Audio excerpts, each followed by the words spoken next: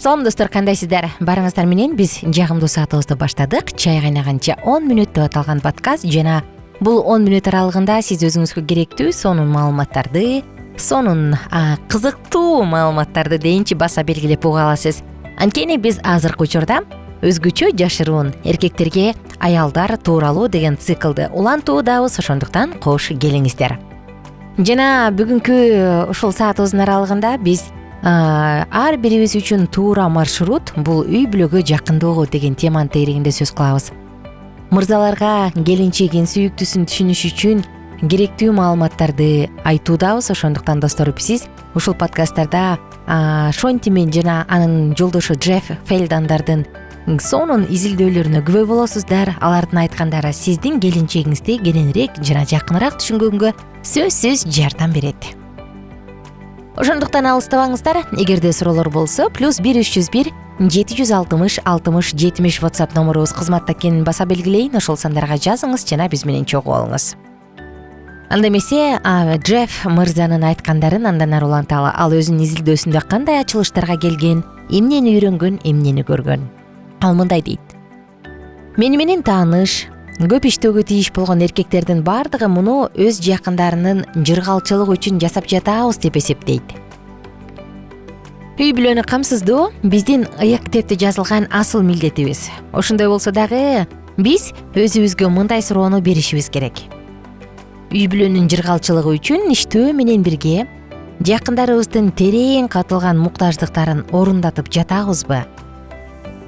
Же чыныгы баалуулуктарды колубуздан чыгарып жиберип, кээ бир стереотиптердин жетегинде калып жатабызбы? Эгерде абалыбыз экинчи суроого туура келип жатса, биздин багытыбызды белгилүү бир түрдө түзөтүү талап кылынат. Өткөнгө көз чаптырып, менин атам дал ушундай түзөтүүнү киргизе алгандыгын көрдүм. Ал абдан көп иштер эле. 1970-жылдары өтө туруксуз болуп турган риэлтордук бизнес менен алектенчү. Колу бошобогондугуна карабастан, үйгө жарыкта келип калса, дайыма балдары менен, биз менен үйүбүздүн артында ээн талаада футбол же кол тобун ойночу. Кандай гана жакшы убак эле.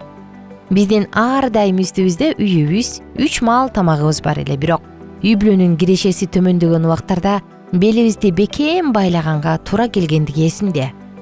Бирок кызык нерсе, башка балдарда бар нерсенин көпчүлүгү бизде жок болгондугуна карабастан, менин балалык кезим жөнүндөгү эске түшүүлөрүм ар дайым мага кубаныч алып келет. Анткени атабыз биздин жаныбызда эле. Балалык жылдарымды эскергенде мен бизге эмне жетишсиз болгондугун ойлобойм. Менин бардык эскерүүлөрүм биздин кандайча жашагандыгыбыз жана эмнелерди чогуу кылгандыгыбыз менен байланыштуу.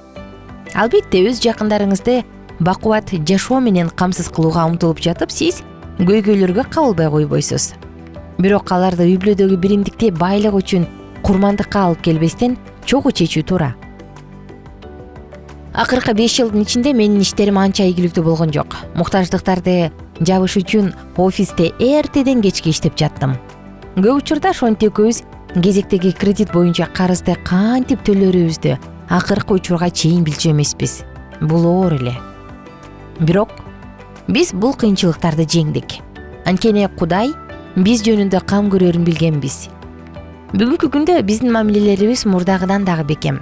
Бир жолу акчанын жетишсиздигинен абдан кыйналып кеткенде, мен ири юридикалык компанияга кайтып баруу жөнүндөгү оюмду айтканымда, Шонти чындап эле тынчсызданып кетти. Ал көйгөйдү мындай баа менен чечүүнү каалаган жок. Ачыгын айтканда, мен өзүм Шонти жана балдарым менен чогуу өткөргөн убактымды, планетанын эң абройлуу фирмасындагы эмгек акысы, эң жогорку жумушка дагы алмаштырбайм. Аял затын түшүнүүдөгү дагы бир маанилүү нерсе бул уга билүү. 5-бөлүм ошол эркектерге аялдар тууралуу деп аталганчы, 5-бөлүмдө уга билүү жөнүндө сөз болот. Ошондуктан сен мени укпайсың, сен мага көңүл бөлбөйсүң, сен мени менен убакыт өткөрбөйсүң деген көбүрөөк нааразычылыктар болуп жатса, анда мен ишенем бул бөлүм сизге келинчегиңизди түшүнгөнгө жардам берет деп. Эмне үчүн анын кандайдыр бир көйгөйдүн себебинен келип чыккан эмоциялары көйгөйгө айланып кетет жана сиздин бул көйгөйдү токтоосуз чечүүгө болгон каалооңузду кантип колго алыш керек? Аял өзүнүн эмоциялык көйгөйү тууралуу айтып жатканда, анын жеке сезимдери жана оюндагысын айтууга болгон каалоосу ал үчүн көйгөйгө караганда бир кыйла маанилүү. Караңызчы. Бир күнү кечки тамактан кийин Шонти келинчегим экөөбүз аш үйдү иретке келтирип жатканыбызда мен анын көңүлү чөгүп турганын байкап калдым. Акыркы убакта ал көп проекттердин үстүндө иштегендиктен абдан чарчачу.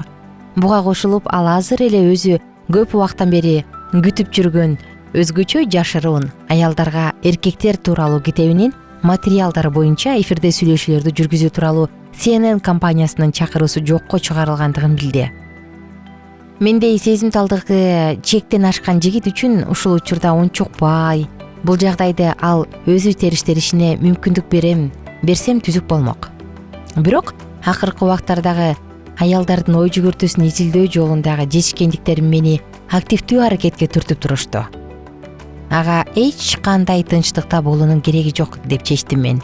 Ал бул темада сүйлөшкүсү келип жатат. Мен бир азга унчукпай турдум да, анан тарелканы кармаган боюнча сенде баары жайындабы деп сурадым. Шонти үскүрүнө CNN-ден келген жаңылык мени капа кылды. Албетте кабар берүү компаниялары кандай иштердин иштей турганын билем. Ошентсе дагы өтө үмүттөнбөй турсам болмок. Менин кабыл албоонун себеби сага белгилүүбү деген суроомо ал баш чайкоо менен айкын эч нерсе жок.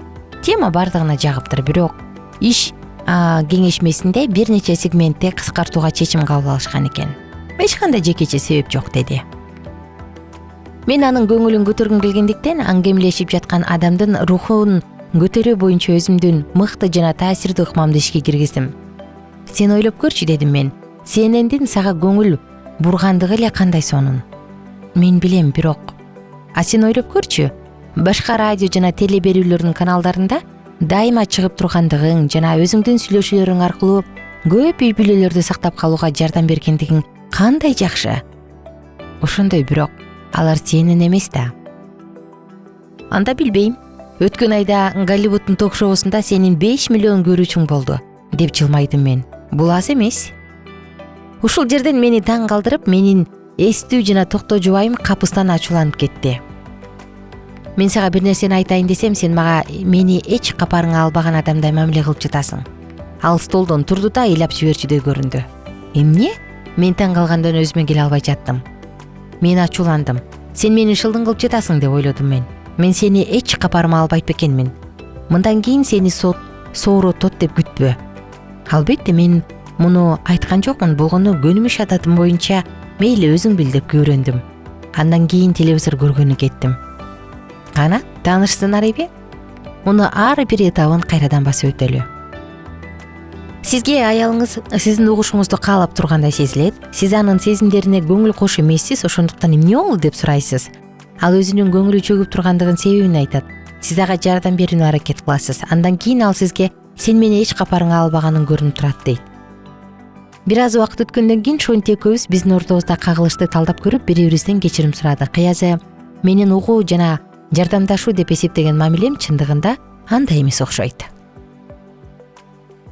Кызык достор, үй бүлөдө албетте баягы идиш аяк кагышпай койбойт деп коет эмеспи, кыргыздарчы. Ансыгандай ар кандай учурлар болот, бирок ошол учурларды талдап көрүү менен мамилени жакындатып, бири-бирибизге жагымдуу сезим тартууласак болот. Мен болсо саатыбыздын соңку мүнөттөрүндөбүз жана баарыңыздарды Алкитап Чекит медиа сайтына катталууга чакырам.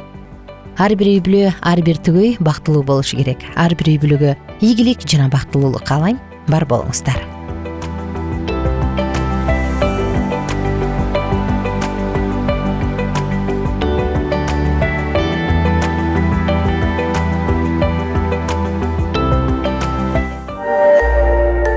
Биздин сабактар менен кененирээк Алкитап Чекит медиа сайтынан таанышыңыз.